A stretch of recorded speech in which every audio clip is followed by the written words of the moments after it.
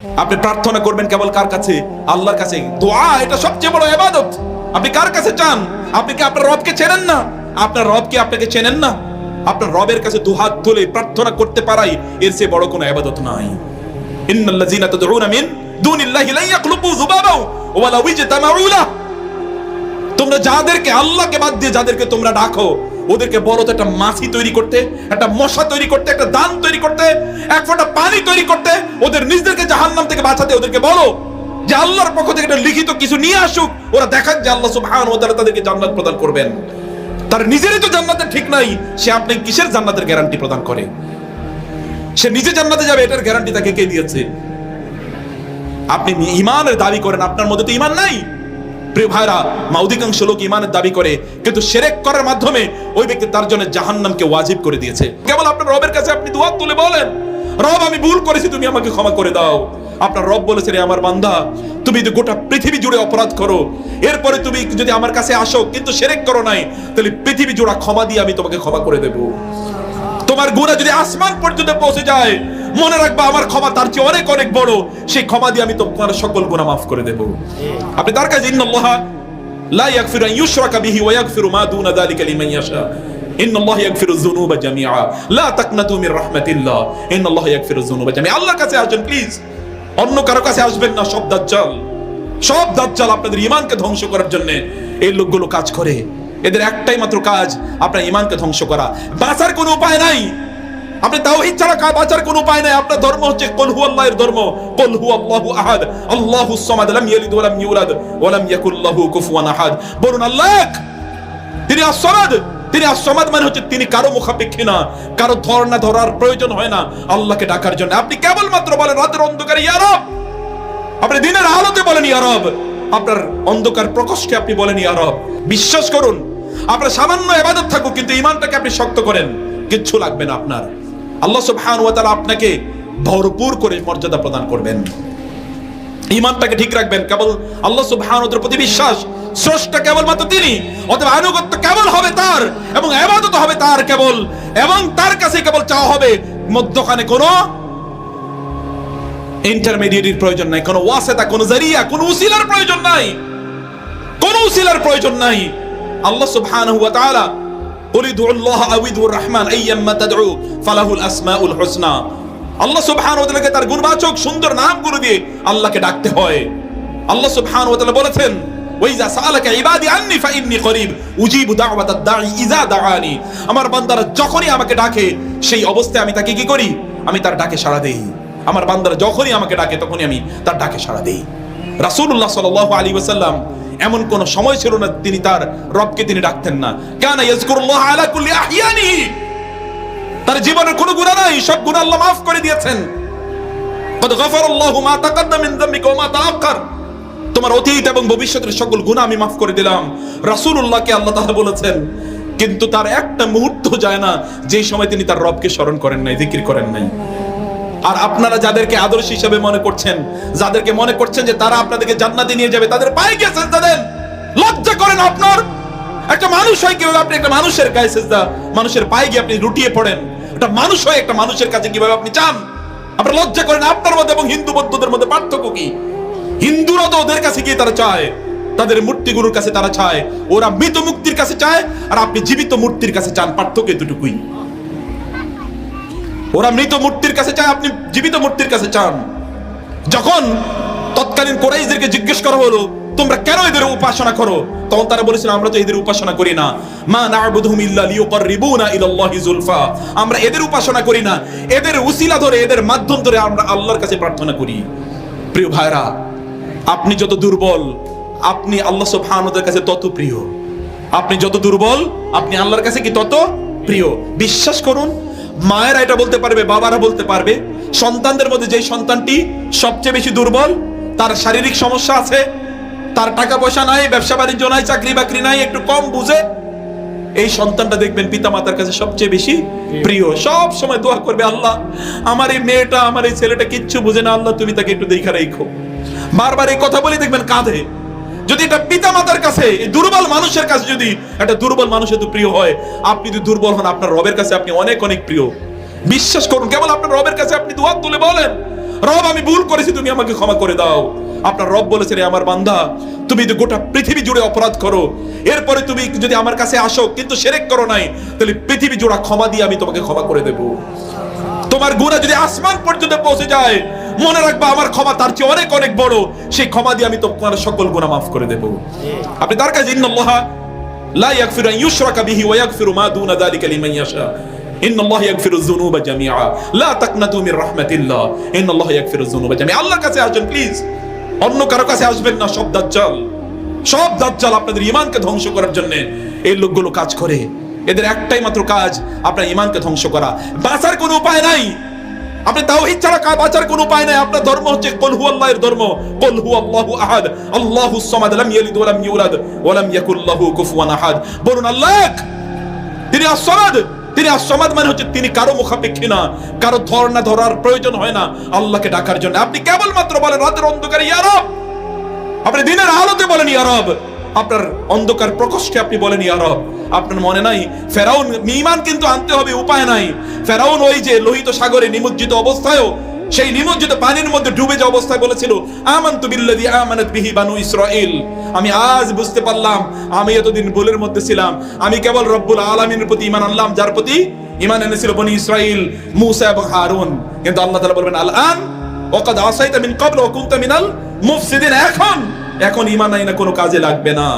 ঈমান আনতে হবে কোন এক সময়, তখন বুঝবেন এই সকল জারি জুরি কোনো কাজেই লাগে নাই। যারা আপনাদেরকে নিয়ে ব্যবসা করেছে ওরা কোথাও নাই, আশপাশেও তাদেরকে খুঁজে পাবেন না। তারা সেদিন বলবে আমরা তো তোমাদেরকে বলি নাই আমাদেরকে সেজদা করতে, আমরা তো তোমাদেরকে বলি নাই আমরা তোমাদেরকে বাঁচাবো, যাও যাও। আপনার এই পিতামাতাই তো আপনার কাছ থেকে সেদিন পালাবে।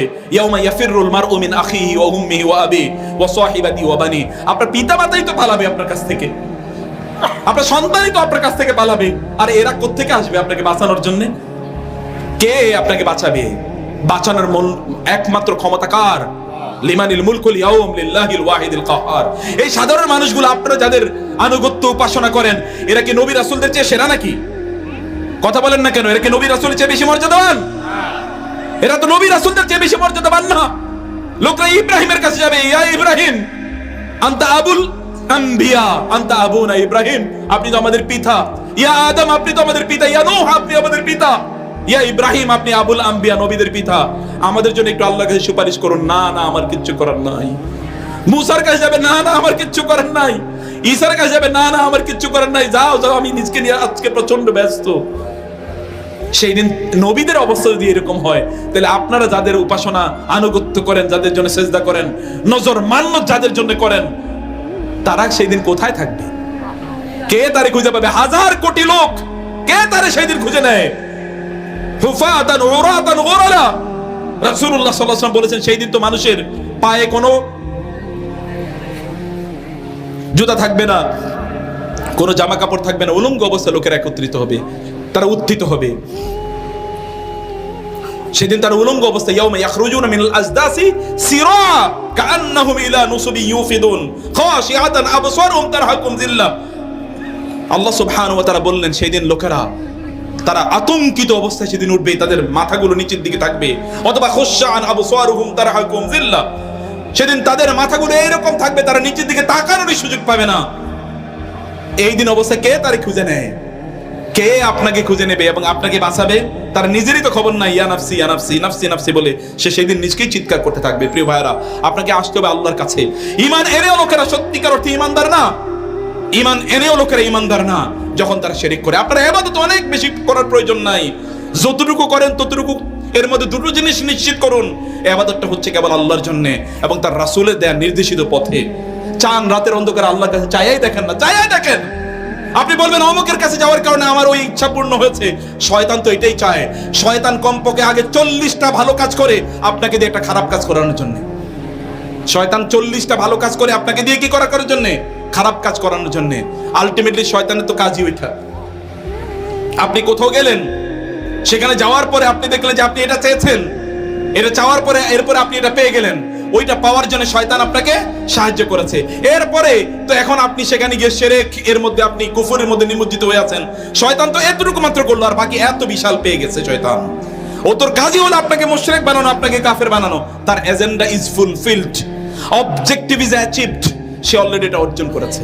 শয়তানের অবজেক্টিভ, তার লক্ষ্য উদ্দেশ্য পালনের, সেটা অর্জনের হাতিয়ার আপনার নিজকে করবেন না। আল্লাহর কসম বিশ্বাস করুন, কেউ না, কেউ না।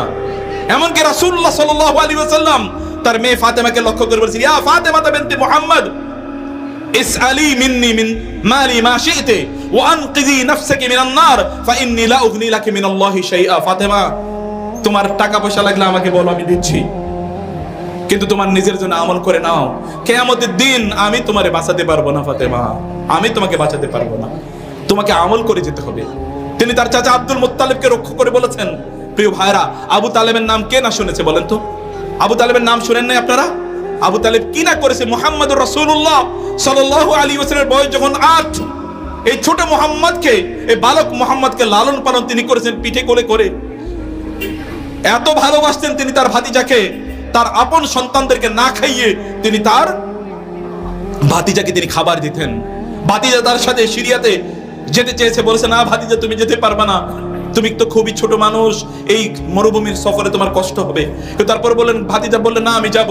ভাতিজার কথাকে তিনি ফেলতে পারেন নাই, সন্তানদের আপন সন্তানদেরকে তিনি চোখ রাঙিয়ে তিনি থামিয়ে দিতেন, কিন্তু ভাতিজাকে তিনি ফেলতে পারেন নাই। ভাতিজাকে তিনি নিয়ে যান সেই সিরিয়াতে। আপনারা জানেন পরবর্তী ঘটনা। এমনকি খাদিজার সাথে বিয়ের ব্যাপারে তিনি সকল আয়োজন করেন। লোকেরা যখন তাকে হত্যা করতে আসে, তাকে প্রত্যাখ্যান করলো, তার বিরুদ্ধে বিভিন্ন ধরনের ষড়যন্ত্র চক্রান্ত করলো, তখন এই আবু তালেব তিনি পাথরের মতো, এরকম পাহাড়ের মতো তার সামনে দাঁড়িয়ে গেলেন। যে বছর তিনি মারা যান, সেই বছরকে মুসলিম ইতিহাসবিদরা তাকে আমুল হুজুন বলে। তিনি এত কষ্ট পেয়েছেন যে আবু তালেব মারা গিয়েছে, রাসূলকে এবার প্রোটেকশন দেওয়ার মতো, হিউম্যান প্রোটেকশন প্রদান করার মতো আর কেউ নাই। আল্লাহ সুবহানাহু ওয়া তাআলা রাসূলের এই কষ্টটাকে তিনি নেন নাই। আল্লাহ সুবহানাহু ওয়া তাআলা তার রাসূলকে নিয়ে গেলেন উর্দাকাশে, মেরাজে। সুবহানাল্লাযী আসরা বিআবদিহি লাইলাম মিনাল মাসজিদিল হারাম ইলাল মাসজিদিল আকসা আল্লাযী বারাকনা হাওলাহু লিনুরিয়াহু মিন আয়াতিনা। আল্লাহ সুবহানাহু ওয়া তাআলা নিয়ে গেলেন, কারণ তার মনের কষ্ট, তার চাচাকে তিনি হারিয়েছেন, তার স্ত্রীকে তিনি হারিয়েছেন। সেই চাচাকেও তো তিনি বাঁচাতে পারেন নাই, মুহাম্মদ সাল্লাল্লাহু আলাইহি ওয়াসাল্লাম বাঁচাতে পারেন নাই। তিনি রবকে বলেছেন, আল্লাহ আমার চাচার ব্যাপারে কি আমি আপনার কাছে ক্ষমা চাইবো কিনা? না না না, মা কানা লিন নবী, নবীর জন্য এবং মুমিনদের জন্য এটি শোভনীয় নয়, আই ইস্তাগফিরু লিল মুশরিকিন লিল কুফার, যে কাফের মুশরিকদের জন্য তারা আল্লাহর কাছে ক্ষমা চাইবে, এটা মুমিনদের জন্যও নয়, রাসূলের জন্য এটা প্রযোজ্য নয়। তিনি নিষেধ করে দিলেন, খবরদার, এটা আপনি চাইতে পারবেন না। তবে হ্যাঁ, যেহেতু আবু তালেব আপনার জন্য অনেক করেছে, দিনের জন্য অনেক করেছে, এই জন্য আবু তালেবের জাহান্নামে তার শাস্তিটাকে একটু কমিয়ে দেওয়া হবে। আবু তালেব যদি বাঁচতে না পারে এত কাজ করার পরেও, তাহলে আপনাদেরকে কারা বাঁচাইব? রাসূলের সুন্নতের কোনো খবর নাই, কেবল অমকের দেয়া পদ্ধতি, অমকের মারেফত, তমকের তরিকত, এটা নিয়ে আপনি ব্যস্ত আছেন। রাসূলের সুন্নাহর কোনো খবর নাই। তিনি সুপারিশ না করলে তো আপনার কোনো উপায় নাই। তিনি যদি হাউজে কাউসার থেকে আপনাকে বিদায় করে দেন, অথবা ফেরেশতারা যদি মধ্যখানে বাঁধ তৈরি করে দেয়, সুহকান লিমান গায়্যারা দীনি বাদি, একদল লোক তার রাসূলের কাছে হাউজে কাউসার থেকে পানি পান করার জন্য যাবে, ফেরেশতারা তাদেরকে সেখান থেকে ছো মেরে নিয়ে যাবে। রাসূল বলবেন, উম্মতি উম্মতি, আমার উম্মত কই নিয়ে যাও? ফেরেশতারা তখন বলবেন যে না না, এরা আপনার উম্মত না, আপনি জানেন না যে আপনার পরে এরা আপনার ধর্মকে কিভাবে বিকৃত করে দিয়েছিল। তখন রাসূল সাল্লাল্লাহু আলাইহি ওয়াসাল্লাম বলবেন, নিয়ে যাও ওদেরকে, ওরা আমার উম্মাই না। রাসূলই রাগান্বিত হয়ে যাবেন সেই দিন। তো কে বাঁচাইব আপনারে? বাঁচাবে কে? বাঁচানো মালিক কে? লিমান আল মুলকুল ইয়াউম, আজ রাজত্ব কার? কার আজ রাজত্ব বলেন? রাজত্ব কার? হিসাব নিকাশ বিচার করেন কে? আল্লাহ সুবহানাহু ওয়া তাআলা। কারো বিচার করার কোনো ক্ষমতা নাই, কারো বিচার করার কোনো ক্ষমতা নাই। আল্লাহর কাছে আসুন, শিরক থেকে নিজকে মুক্ত রাখুন, বেদাত বুঝুন, বেদাত বুঝুন। বেদাত আপনাকে শেষ করে দিচ্ছে, আপনি বুঝেনই না। ইবাদত কি? আল্লাহ সুবহানাহু ওয়া তাআলা না বললে সেটা আবার ইবাদত হয় কিভাবে? আল্লাহ রাসূল না বললে সেটা আবার ইবাদত হয় কিভাবে? আপনি কি নিজে আবিষ্কার করবেন নাকি ইবাদত? তাইলে তো আপনি ফজরের নামাজ 10 রাকাত পড়েন, সমস্যাটা কি? এটা তো নামাজই। আপনি 2 রাকাত কেন পড়েন? ফজরের ফরজ আপনি 4 রাকাত, 5 রাকাত, 6 রাকাত পড়তে পারেন না? মাগরিবের ফরজ কেন আপনি 3 রাকাত পড়েন, 10 রাকাত পড়েন? সমস্যা কি? এটাও তো ইবাদত। ইবাদত কি নিজে আবিষ্কার করা যায় নাকি? আল্লাহ এবং আল্লাহর রাসূলকে বলতে হবে যেটা ইবাদত, আদারওয়াইজ এটা ইবাদত না। অন্যান্য ধর্মগুলো বিকৃত হয়েছে এই কারণেই তো, সব বিকৃতি কেবলমাত্র এই কারণে। নবীদের রেখে যাওয়া জীবন ব্যবস্থাকে ওরা বিকৃত করে, ইউহাররিফুনাল কালিমা আম মাওয়াদিহি ওয়া নাসু হাজ্জাম মিম্মা যুকিরু বিহি। নবীরা যে জীবন ব্যবস্থা রেখে গিয়েছিল এগুলোকে তারা পরিবর্তন করে দিয়েছে, এবং এই কারণে আল্লাহ সুবহানাহু ওয়া তাআলা নবী রাসূলদের জীবন ব্যবস্থা থেকে বলিয়ে দিয়েছেন। এখন যেমন আমাদের অবস্থা, সুন্নত কি কিছু বুঝি না, বেদাতের এখন আমরা কি করি, উৎসব করি। সাহাবায়ে কেরামরা রাসূলকে কিভাবে ভালোবাসেন আর আপনি কিভাবে ভালোবাসেন? একদিনে সব উল্টিয়ে দেবেন দুনিয়া, একদিনে যদি সব উল্টিয়ে দেয়া যায় তাইলে একদিনই কেবল খান, অন্যদিন খান কেন?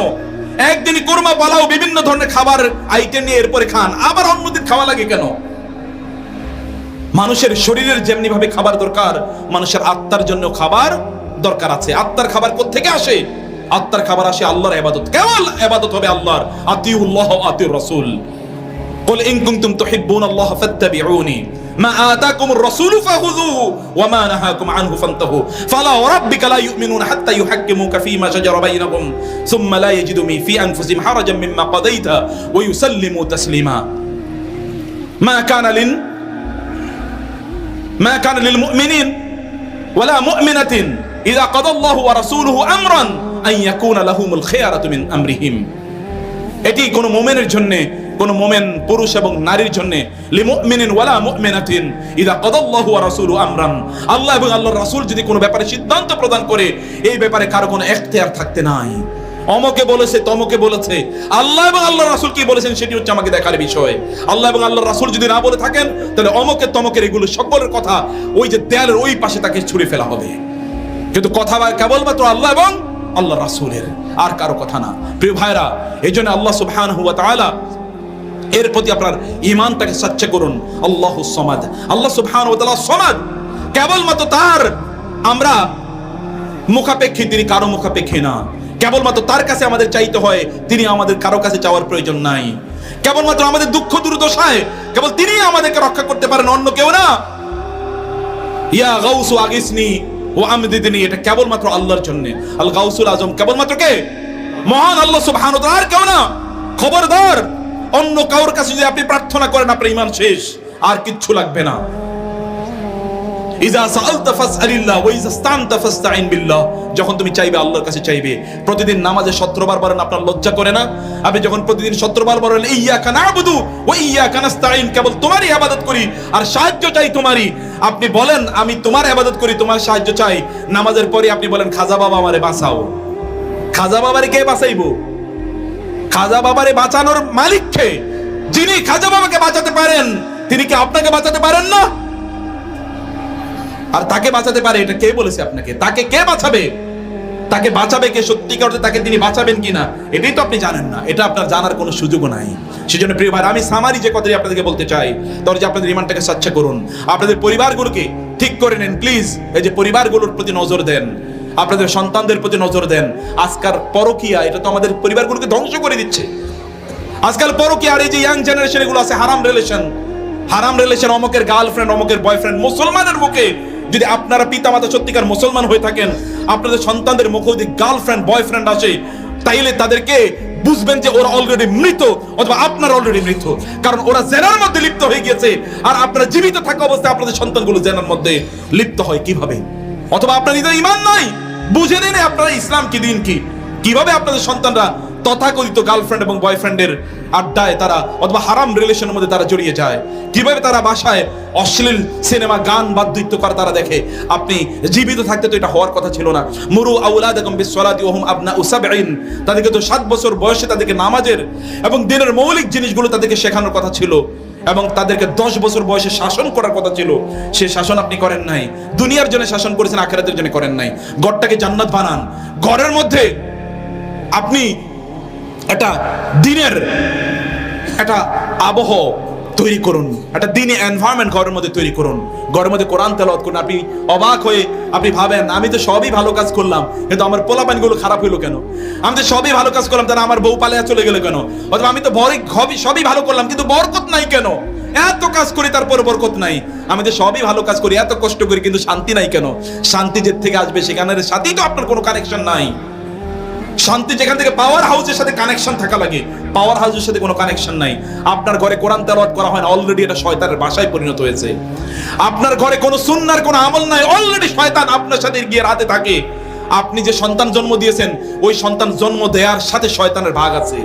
রাসূলুল্লাহ সাল্লাল্লাহু আলাইহি ওয়াসাল্লাম বলেন নাই কেউ যখন তার স্ত্রীর কাছে যাবে তখন সে যদি আল্লাহর নাম নিয়ে যদি সেখানে না যায় তাহলে শয়তান, ওই সন্তান এর জন্মের ক্ষেত্রে শয়তানের ভাগ আছে।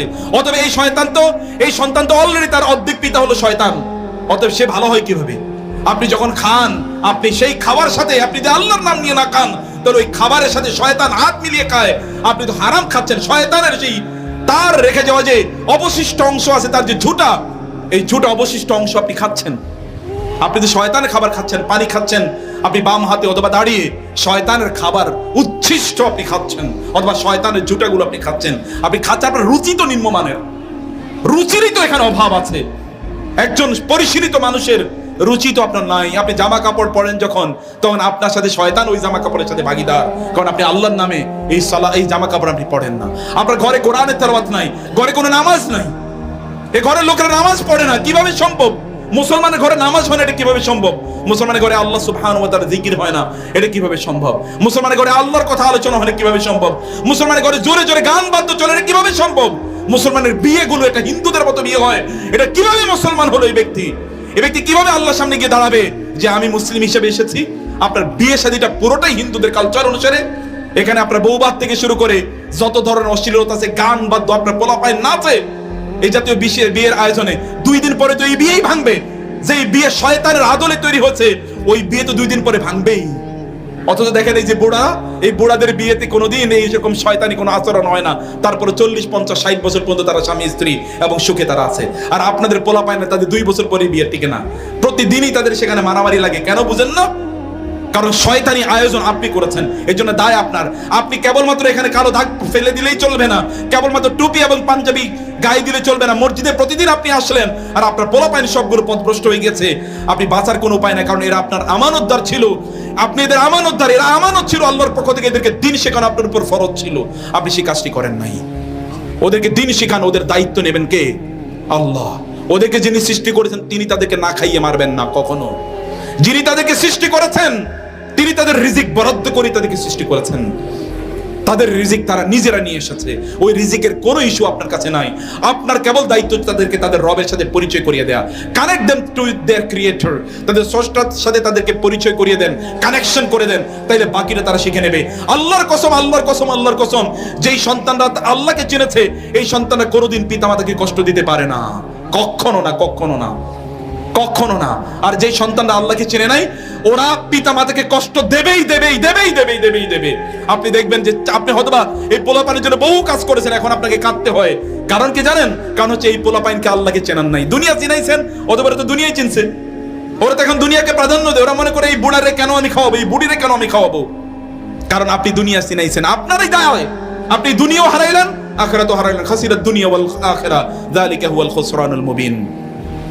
স্ত্রীদেরকে এই যে সামনে রমাদান আসতেছে, এই রমাদানটাকে ঠিক মতো জীবনে আর রমাদান পাবেন কিনা কেউ জানে না। আপনাদের কত পরিচিত লোকজন তাদের রমাদান গত বছরের রমাদান পেয়েছে, এই বছর আর তারা নাই। আপনিও হতে পারে। কে বলছে আপনাকে? কে গ্যারান্টি দিয়েছে আপনারা আরো বেঁচে থাকবেন? কেউ আপনাদেরকে গ্যারান্টি প্রদান করে নাই।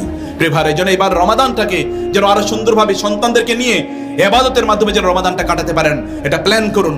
স্ত্রীদেরকে দিয়ে এখনই তাদেরকে গিয়ে বলবেন, নারীরা বোনেরা যারা আছেন স্বামীদেরকে এখনই বলুন তোমাদেরকে দিন প্র্যাকটিস করতে হবে, কোনো চয়েস নাই। there is no other choice। একমাত্র চয়েস হলো তোমাদেরকে দিন প্র্যাকটিস করতে হবে। একসাথে প্র্যাকটিস করুন, ঘরে একসাথে মিলে কোরআন তেলাওয়াত করুন। বুঝতে পারছেন আমার কথা? স্বামী স্ত্রীরা ঘরে একসাথে কোরআন তেলাওয়াত করুন, পোলাপাইনদেরকে নিয়ে বসুন, ডাইনিং টেবিলে যেমনি ভাবে খান একসাথে বসুন। তোমার আজকে খাবার হবে না যদি কোরআন তেলাওয়াত না হয়। রাতের বেলা তোমার খাবার বন্ধ যদি রাতের বেলা তুমি কোরআন তেলাওয়াত না করো। এশার সালাত যদি না করো তাহলে রাতের বেলা তোমার খাবার নাই। দিনের বেলা তোমার দুপুরে কোনো খাবার হবে না যদি ফজর এবং জোহরের সালাত আদায় না করো। এটা টাইট করে দেন, দেখবেন আল্লাহ সুবহানাহু ওয়া তাআলা আপনার ঘরটাকে শান্তিময় করে দেবেন। আপনার সন্তানগুলো দিনদার যদি হয় তাহলে এই সন্তানগুলো আপনার জন্য নয়নের মণি, চোখের মণি, চক্ষুকে শীতলকারী, অন্তরকে প্রশান্তকারী হবে। এরা আপনার জন্মের, এরা আপনার মৃত্যুর পর আপনার জন্য দোয়া করবে, আপনার মৃত্যুর আগে আপনার জন্য তারা সেবা করবে। আপনার কোনো কষ্ট তারা দেবে না, কারণ তারা জানে রাদাল্লাহি ফি রাদাল ওয়ালিদ ওয়া সাখাতুল্লাহি ফি সাখাতুল ওয়ালিদ। পিতামাতার সন্তুষ্টিতে আল্লাহ সন্তুষ্ট হন, পিতামাতার অসন্তুষ্টিতে আল্লাহ তাআলা অসন্তুষ্ট হন। এদেরকে নিয়ে একসাথে সালাত আদায় করুন। ঘরটাকে কবর বানাবেন না, কবরে নামাজ পড়া হয় না, কবরে কোরআন তেলাওয়াত করা হয় না, কবরে আল্লাহর জিকির হয় না, এরকম করবেন না। ঘরে বেশি বেশি সময় দেন, খবরদার এই দোকানের কাছে বেশি সময় দেবেন না। এই যে এখানকার লোকদেরকে আমি এর আগেও আপনাদেরকে শপথ করিয়েছিলাম, সিগারেট এটা মুসলমানদের জন্য হারাম হারাম হারাম। কোন মানুষ বলতে পারে না যে সিগারেট হালাল, কোন মানুষের পক্ষে বলা সম্ভব না। যারা বলেছে এটা মাকরু, তারা ভুলের মধ্যে আছে, তারা একেবারে তারা পরিপূর্ণভাবে তারা ভুলের মধ্যে আছে। জিনিসটা হারাম হারাম হারামের মধ্যে কোনো সন্দেহ নাই। কারণ এই জিনিস খাওয়ার আগে বিসমিল্লাহ বলা যায় না, খাওয়ার পরে আলহামদুলিল্লাহ বলা যায় না।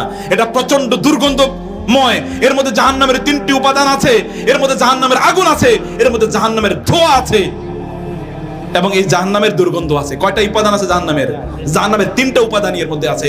এটা কোনো মানুষের সামনে খাওয়া যায় না, ভালো মানুষের সামনে খাওয়া যায় না, পিতামাতার সামনে খাওয়া যায় না, আলেম ওলামার সামনে খাওয়া যায় না, মসজিদে গিয়ে খাওয়া যায় না, টয়লেটে গিয়ে কেবলমাত্র খাওয়া যায়। কত নিকৃষ্ট এগুলো মুসলমানদের মুখে কিভাবে উঠে! এখানে যারা আছেন এখন শপথ করে বলবেন এই যে সিগারেট বা ইত্তকার আপনারা গ্রহণ করবেন না, হাত তুলে বলেন। অনেকে ভয়ে আছে, এতদিন খাইলাম এখন কি এটা ছাড়িয়ে দেব? বলুন না, হিম্মত করুন, আল্লাহ তাআলা শক্তি দেওয়ার মালিক। বলুন আল্লাহ আর এটা কখনোই স্পর্শ করব না। বলতে পারবেন তো নাকি? এটা বলুন, আল্লাহ সুবহানাহু ওয়া তাআলা যেন আপনাদের জন্য সহজ করে দেন। রমাদান আসছে সামনে, প্র্যাকটিস করেন না। এই যে সামনে রমাদান আসছে, এখন আমি অনেককে বলবো 2 নম্বর যে কাজটি, প্রিয় ভাইরা, বহু জিনিস এই যে আমরা এই যে ওলামায়ে কেরামরা আছেন, এই যে জামা আছে না, এই টুপি, এই যে দাড়ি, এই যে জামা, এগুলোর কারণে বহু হারাম কাজ থেকে আল্লাহ তাআলা আমাদেরকে আল্লাহ রক্ষা করেন নিজের হাতে। কিভাবে রক্ষা করেন জানেন? এই দাড়ি টুপির কারণে খারাপ জিনিসের দিকে তাকাতেই পারি না। এই টুপি এই জামা কাপড় নিয়ে কি সিনেমা হলে ঢুকতে পারবো? কোথাও দাঁড়ায়া আমি আমার এলাকায় সর্বশেষ অথবা দেশে অথবা বিদেশে কোথাও কোনো দোকানের সামনে দাঁড়িয়ে সর্বশেষ কবে চা খেয়েছি এবং ওইখানে কবে আড্ডা দিয়েছি এরকম আমার মনে নাই। বিশ্বাস করুন, মনে নাই। গত 30 বছরে মনে পড়ে না কোনোদিন এরকম কাজ করেছি।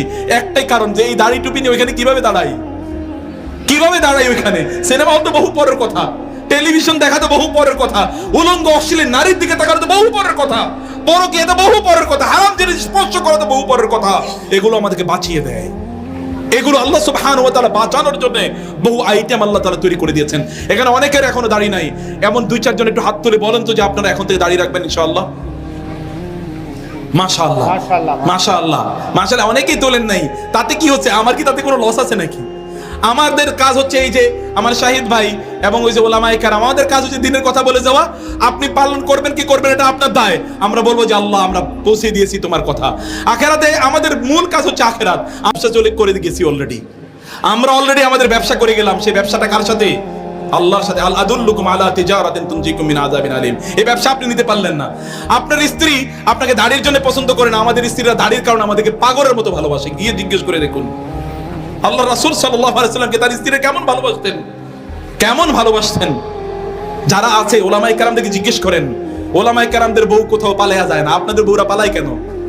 দাড়ি নাই, এরপরে পারফিউমের অভাব নাই, টাকা পয়সার অভাব নাই, এরপরও বউ থাকে না। কারণ কি? কারণ বুঝেন নাই? সেখানে আল্লাহ সুবহানাহু ওয়া তাআলা কি দিয়েছেন? সেখানে আল্লাহ সুবহানাহু ওয়া তাআলা সেখানে শান্তি দিয়েছেন, প্রশান্তি দিয়েছেন। গিয়ে দেখবেন ওইখানে এই রুমের আওয়াজ ওই রুমে চলে যায় না। গিয়ে দেখবেন। আর আপনাদের আওয়াজ তো বাজার থেকে শোনা যায়, আপনাদের বাসার আওয়াজ তো বাজার থেকে শোনা যায়। প্রিয় ভাইরা, এটা করবেন। তাওহীদ পূর্ণ জীবন যাপন করুন। শিরক থেকে নিজকে রক্ষা করুন, শিরক থেকে নিজকে বাঁচান। ইবাদত হবে কার? কেবল আল্লাহর। দোয়া হবে, প্রার্থনা হবে কার? মান্নত হবে কার নামে? কোন ব্যক্তি যদি আল্লাহ ছাড়া অন্য কারো নামে মান্নত করে, অমুক বাবা তমুক বাবা, তাহলে ওই ব্যক্তি ফাকাদ আশরাকা, সে ব্যক্তি শিরক করলো। আর যেই ব্যক্তি আল্লাহর সাথে শিরক করে, ফাকাদ হারামাল্লাহু আলাইহিল জান্নাহ ওয়া মাওয়াহুন নার, আল্লাহ তাআলা তার জন্য জান্নাতকে হারাম করে দেন এবং তার জন্য জাহান্নামকে চিরস্থায়ী করে দেন। ঠিক।